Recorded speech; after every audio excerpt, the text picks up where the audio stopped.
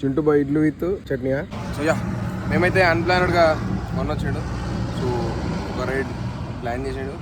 So now we are going to Edupayala Durgamma temple అండి అది.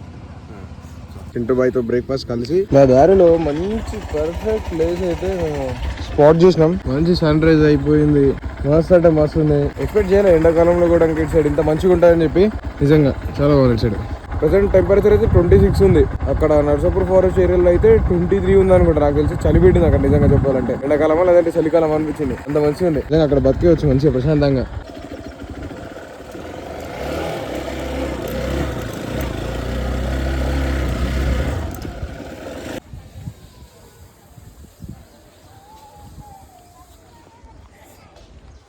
కింద టెంపుల్ విజిటింగ్ అయితే అయిపోయింది. లోపల దర్శనం చేయించుకొని సో ప్రధానంగా పైకి వచ్చినాం. ఇంకో టెంపుల్ ఉంటాయంటే ఇది మొత్తం గుట్టలలో బండాలలో అడవుల్లో కింద నుంచి పైకి ఎక్కినాం. అందరూ ఇంకా పైకి వెళ్తున్నారు. ఇంకేం టెంపుల్ ఉందో తెలియదు మాకు. ఏ సీజన్ లో ఫుల్ ఉంటుంది ఇది? వర్షాకాలం ఉండరా?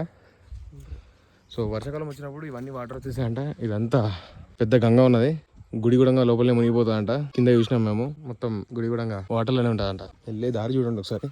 Adventure adventure adventure.